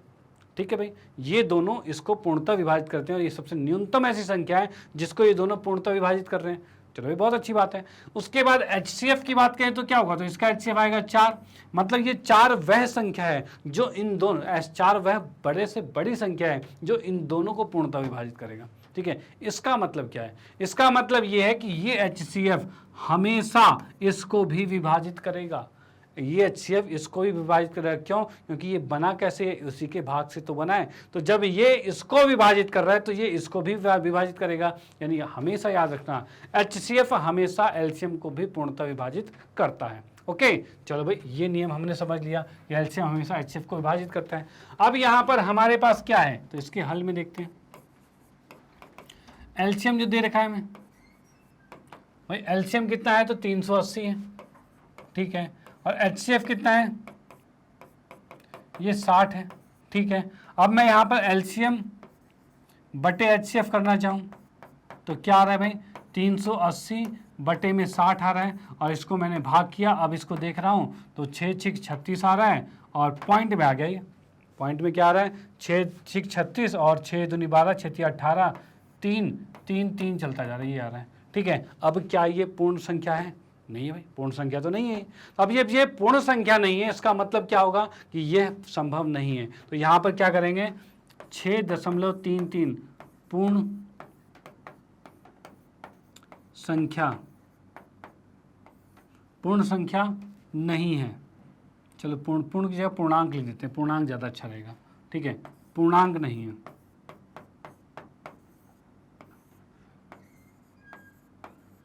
नहीं है, ठीक है, तब यह संभव नहीं है कि एलसीएम 380 तथा HCF 60 हो। ठीक है भाई, ये संभव नहीं है, यहां पर ये चीज समाप्त होती है। ठीक है, तो आप इसका स्क्रीनशॉट ले लीजिए, फिर हम आते हैं नेक्स्ट क्वेश्चन पे। ओके, चलो भाई। हाँ जी, अगले क्वेश्चन की बात करें तो यहाँ पर हमें दे रखा है विस्तार पूर्वक समझाएं। इसमें क्या विस्तार पूर्वक समझाना है कि भाई ये जो दो संख्याएं हैं क्या क्यों भाज्य संख्याएं, भाई ये भाज्य संख्याएं क्यों हैं। अब देखो, उसके लिए हम पहले देखेंगे कि भाज्य संख्या क्या होती है और अभाज्य संख्या क्या होती है। तो भाई अभाज्य संख्या तो वह संख्या होती है जो सिर्फ अपने पहाड़े में आए और किसी के पहाड़े में ना आए, एक को छोड़ के। ठीक है, एक में आए और अपने पहाड़े में आए तो उसे भाज्य कहते हैं। हम फिलहाल कह रहे हैं ये क्या है, भाज्य संख्या में ज्ञात करना है। तो हमने अभी समझा कि भाई अभाज्य संख्या वह संख्या थी जो सिर्फ अपने पहाड़े में और एक में आते हैं, और भाज्य वो होता है जो अपने और एक में तो आता है और साथ में किसी और के पहाड़े में भी आ जाता है। अगर ये दो संख्याएं जो आपके पास हैं, ये अगर अपने के अलावा किसी और के पहाड़ में भी आते हैं तब ये भाज्य होंगे। तो हम इसको चेक करते हैं क्या ये सही है। तो हमने यहाँ पर देखा, तो यहाँ पर आ रहा है 7 × 11 × 13 प्लस में 13, भाई ये चीज़ आ गया। चलो भाई ठीक है, इसमें जब मैं कॉमन लेता हूँ, कुछ कॉमन आ रहा है इसमें, तो भाई 13 कॉमन आ रहा है। तो हम इसमें बात करते हैं, इसी में 13 मैंने कॉमन लिया तो यह आ गया 7 × 11 प्लस में 1 आ गया है, और इसको मैं लिख सकता हूँ 13 × 11 से 77 और 78 आ गया। तो हम यहाँ पर कह सकते हैं यह संख्या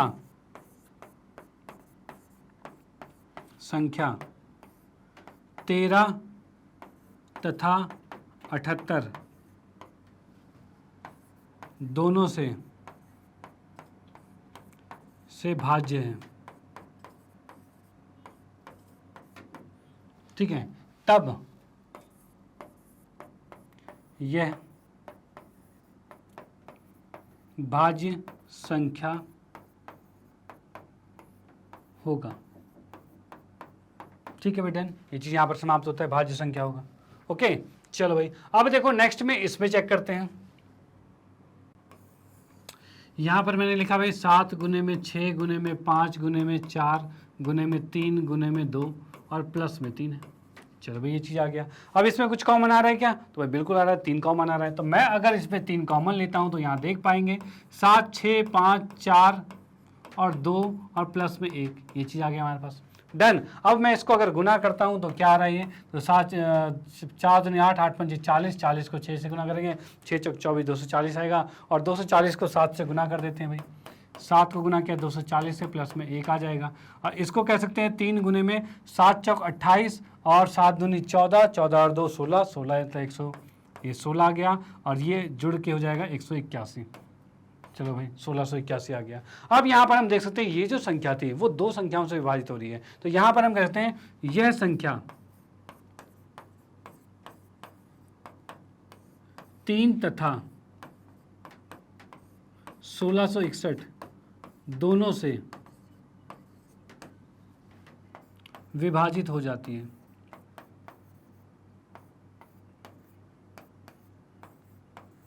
होती है, अर्थात यह संख्या भाज्य संख्या है।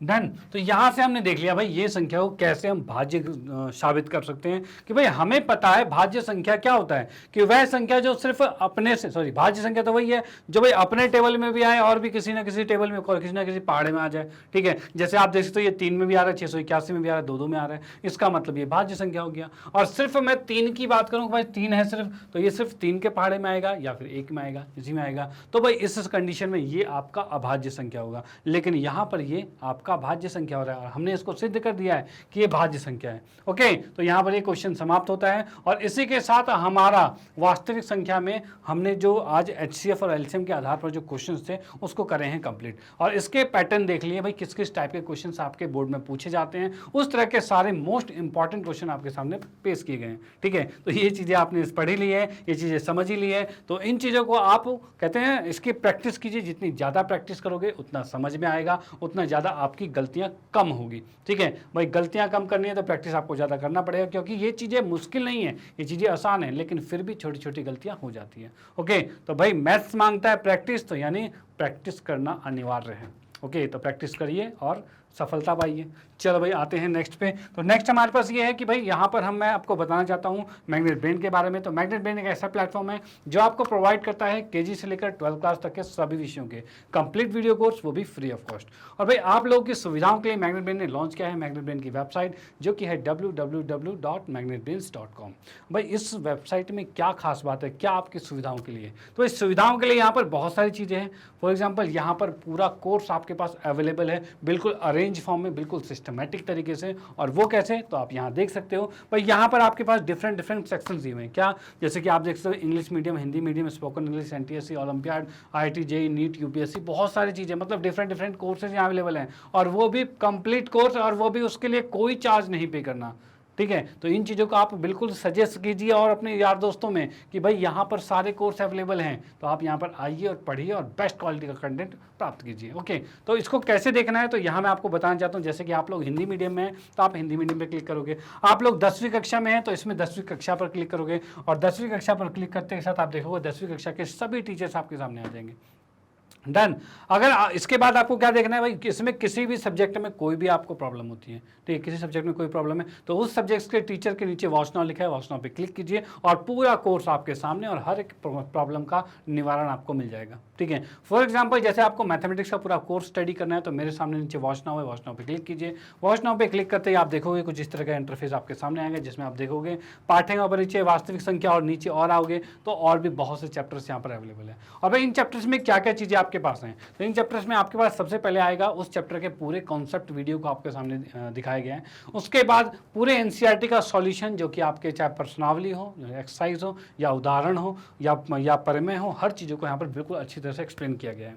और उसके बाद यहाँ पर है भाई पूरे चैप्टर का कंप्लीट चैप्टर रिवीजन, यानी 1 शॉट रिवीजन भी अवेलेबल है। और उसके बाद इसके MCQs हैं, फिर मोस्ट इंपॉर्टेंट क्वेश्चन है, यानी बहुत सारी चीज़ें हैं। यानी अब आपको कहीं जाने की जरूरत नहीं है, कहीं कोर्स परचेज करने की जरूरत नहीं है, यहाँ पर हर चीज़ें बिल्कुल बेस्ट क्वालिटी में और कंप्लीट कोर्स यहाँ पर अवेलेबल है।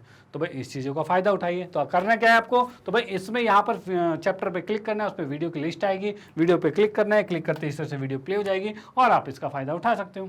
ओके, चलो इसके बाद फाइनली मैं आपको बताना चाहता हूँ मैग्नेट ब्रेन ने जो हिंदी में वीडियो में कोर्सेज लॉन्च कर रखे हैं, 6ठी से 12वीं कक्षा तक के सभी विषयों के कंप्लीट वीडियो कोर्स यहाँ पर अवेलेबल है। भाई जिनका फायदा आप तो उठा ही रहे हो, तो इन चीज़ों को आप अपने फ्रेंड सर्कल में, रिलेटिव में, या फिर कोई भी जान पहचान में जो इन कक्षाओं में पढ़ते हैं उनको ये चीज़ें सजेस्ट कीजिए, जिससे उनको भी इसका फायदा मिल पाए। और इसी के साथ फाइनली आपको कहना चाहता हूँ, अगर वीडियो अच्छी लगती है तो इसको लाइक कीजिए, न्यू है तो सब्सक्राइब कीजिए और शेयर तो आप करते रहिए। Okay bye, thank you.